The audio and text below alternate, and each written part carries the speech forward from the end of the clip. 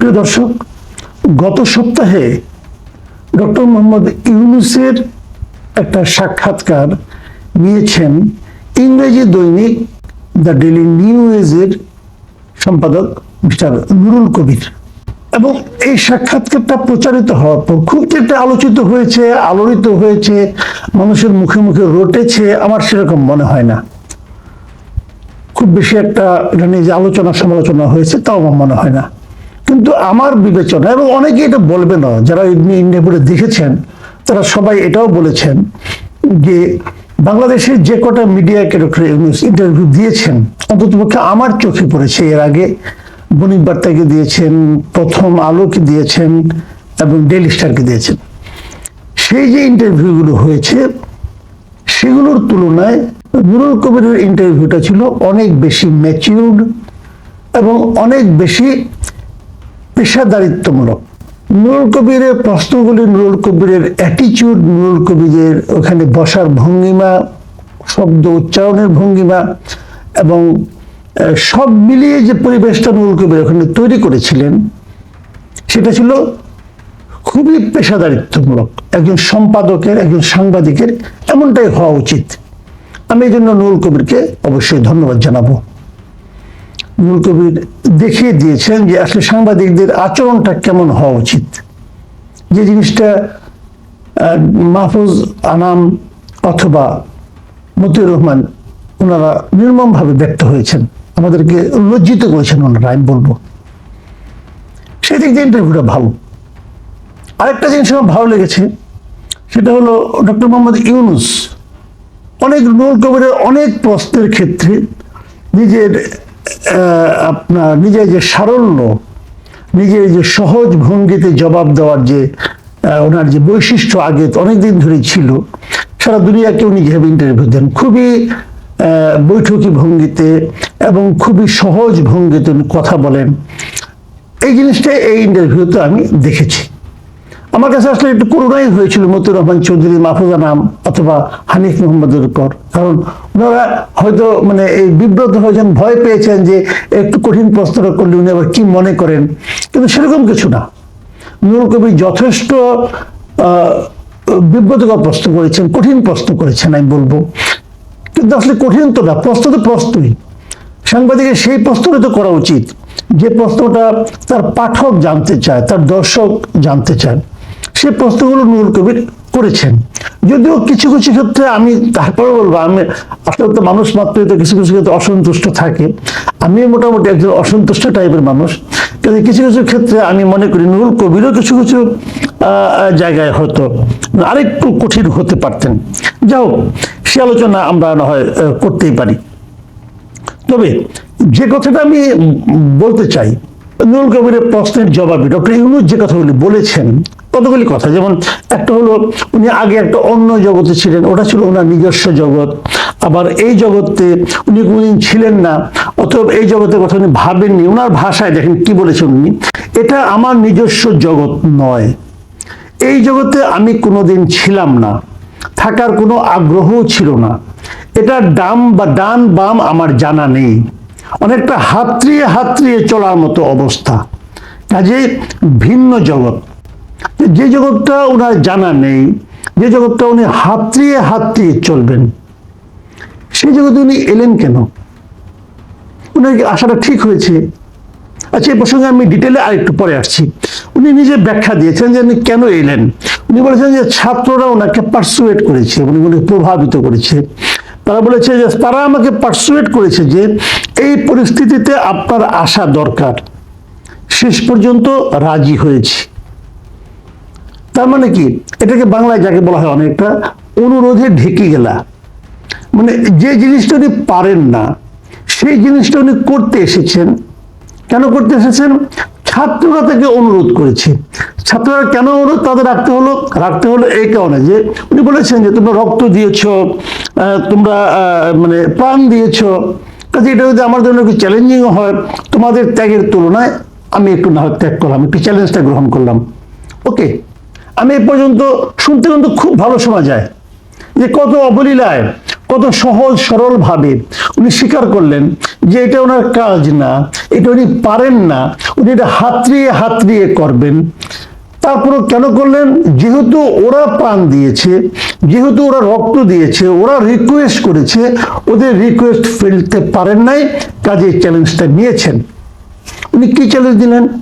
উনি সেই চ্যালেঞ্জটা নিয়েছেন যেটা উনি কখনো করেন নাই, যেটা উনি কখনো করতে চান নাই, যে ব্যাপারে, যে জিনিসটা করার ব্যাপারে ওনার কোনো রকম প্রস্তুতি নাই, উনি সেই জিনিসটা করার চ্যালেঞ্জ গ্রহণ করেছেন ওদের রিকোয়েস্টে, যেটাকে একটু আগে বললাম, অনুরোধে ঢেকে গিলেছেন উনি। তো ঢেকে তো গিলতে পারবেন না, ঢেকে কি গেলা যায়? যায় না। মাঝখান থেকে ফলটা কি হবে? আমি একটা উদাহরণ প্রায় দিই। যেমন ধরা যাক, আপনি খুব বড় একজন কর্মকর্তা, আপনি একটা মানে অনেক টাকা পয়সার মালিক, আপনি একটা প্রাইভেট জেট কিনলেন। প্রাইভেট জেট কিনে সেটা প্রথম উড়ানে আপনি আপনার মানে খুব আদরের সন্তানকে বললেন যে বাবা তুমি চালাও।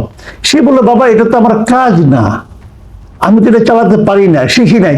ওই কোনো সমস্যা নাই, আমরা রিকোয়েস্ট করছি আমাদের জীবনে প্রথম উড়ানটা আমার ছেলের হাত দিয়ে হোক, তাহলে তুমি চালাও।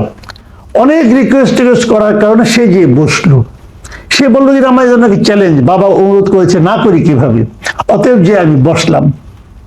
উনি চালানো শুরু করলেন। ভাই রেজাল্টে কি হবে?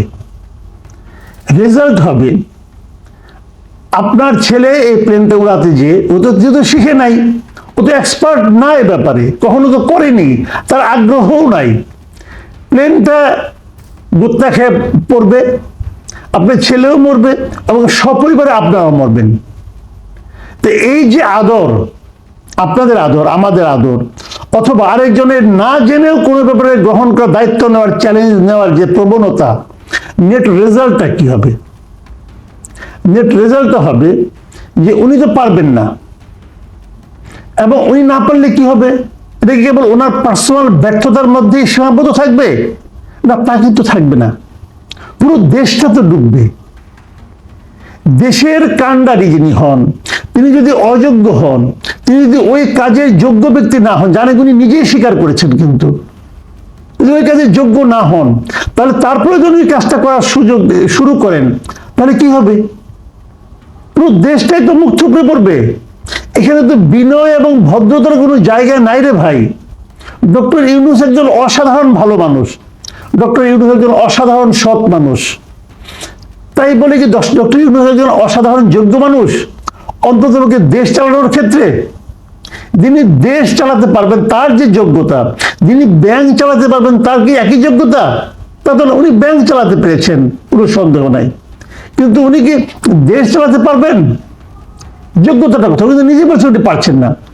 নুরুল কবির তাকে আরেকটা প্রশ্ন করেছেন, খুব ভালো প্রশ্ন, যে উনি যে সরকারটা করেছেন সেই সরকার সম্পর্কে মানুষের মনে যে কথাগুলি আসে, সেটা হলো যে এনজিও নির্ভর, চট্টগ্রাম নির্ভর একটা সরকার আপনি করেছেন এবং তারা পারছে না, এই কথা উনি বলেছেন আকার ইঙ্গিতে। এটা ওনার কানে যায় কেন? উনি কি বলেন? হ্যাঁ যায়, ওনার কানে নাকি সবই যায়। তো যাই তো উনি অ্যাকশন নেন না কেন? অ্যাকশন নেন না কেন বলেন? উনি কি বলছেন? যে তারা তো শিখবে, আমি মনে করেছি আমার মতো তারাও শিখবে, মানে বিমান চালাইতে পড়ছে আর কি শিখবে, শিখতে শিখতে বিমান চালাবে। ভাই এটা হইলো কিছু ভাই? আচ্ছা ঠিক আছে, তখন বলো ওনারা তো পারছে না, উনি বলছে ওনারাও শিখবে, আমি তো আমার কাজ দিয়ে সন্তুষ্ট না, আমি তো পারছি না, তাহলে ওরাও পারছে না, অসুবিধাটা কি? শুনতে কিন্তু অসাধারণ, শুনতে কিন্তু অসাধারণ লাগে, যে কি সুন্দর, কি বিনয়, যে আমি পারছি না, তা আমি ওদেরকে কিভাবে চাপ দিব তোমরা পারো। হলো যুক্তিটা? যুক্তিটা হলো না। এই যুক্তিটা হলো এক ধরনের দায়িত্বহীন ব্যক্তির উক্তি। উনি কিন্তু বুঝতে হবে এটা কিন্তু ওনার পার্সোনাল প্রপার্টি ঠিক করার দায়িত্ব উনি আসেন নাই, এটা একটা ন্যাশনাল প্রপার্টি, একটা জাতির ভবিষ্যৎ নির্ভর করছে ওনার এবং ওনার নিয়োজিত উপদেষ্টাদের সাফল্য অথবা ব্যর্থতার উপর। উনি পারছেন না, উনি ওনার নিজের দায় নিচ্ছেন, তখন তো ওনার উচিত হতো আরো যোগ্য যোগ্য লোককে নেওয়া বিভিন্ন জায়গায় সুনির্দিষ্টভাবে, যাতে নাকি তাদের সাফল্য ওনার ব্যক্তিগত অসাফল্যকে ঢেকে দেবে। উনি করলেন কি, নিজে তো পারেনি না, আরো কতগুলো যারা না পারে তাদেরকে নিয়ে আসলেন, এবং এ নিয়ে বিভিন্ন জন কথা বলছে, আলাপ করছে, উনি জানছেন কিন্তু তার কোনো প্রতিকার নিচ্ছেন না। কেন নিচ্ছেন না? করতে করতে দেখে শিখবে। ভাই, এই এক্সপেরিমেন্ট করার দায়িত্ব তো আপনাকে কেউ দেয় না রে ভাই। অথবা আমি বলি, কে আপনাকে দায়িত্ব দিয়েছে আমি জানি না, এই দেশের একজন নাগরিক হিসাবে আপনার এই এক্সপেরিমেন্ট করার মানসিকতা তো আমি গ্রহণ করতে পারবো না, কারণ এতে তো আমার জীবনের শঙ্কা আছে। আমি তো মনে করি আপনি আমাদের পুরো জাতির এই 22 কোটি 20 কোটি মানুষ, 18 কোটি মানুষের, পুরো 18 কোটি মানুষের ভবিষ্যৎ বর্তমান নিয়ে আপনি খেলাধুলা করছেন। এত দায়িত্বহীন কথা একজন একটা দেশের সরকার প্রধান কি করে বলে আমি এটা বুঝতে পারি না। আমি আগেই বলেছি, ডক্টর ইউনূস অসাধারণ একজন ভালো মানুষ, উনি সৎ মানুষ, উনি সরলভাবে নিজের অদক্ষতা, নিজের অযোগ্যতাকে স্বীকার করছেন। কিন্তু এই স্বীকারোক্তি আমার কি কাজে আসবে যদি সেটা জাতিকে আরো 15 বছর 20 বছর পিছিয়ে দেয়? কি কাজে আসবে? সারল্য কোনো ভিত্তি হতে পারে না সাফল্যের। সাফল্যের ভিত্তি যোগ্যতা, একমাত্র যোগ্যতা দিয়েই সাফল্য পাওয়া যাবে, সারল্য দিয়ে নয়। ডক্টর ইউনূস নিজেই স্বীকার করেছেন উনি নিজেও অযোগ্য, ওনার মন্ত্রী পরিষদও অযোগ্য। হয়তো অনেকে বলবেন উনি বিনয় করে বলেছেন, না, বিনয় করে বলেননি, উনি আত্ম উপলব্ধি থেকেই বলেছেন। সেই আত্ম উপলব্ধিকে আমি অনার করি, কিন্তু এই আত্ম উপলব্ধির পরের যে কাজগুলো, যে আত্ম উপলব্ধি হওয়ার পর ওনার যে বলা উচিত ছিল যে ওরা পারছে না, ওদেরকে আমি সরিয়ে দেবো, সেই যে না বলাটা, এটাকে আমি পছন্দ করি না।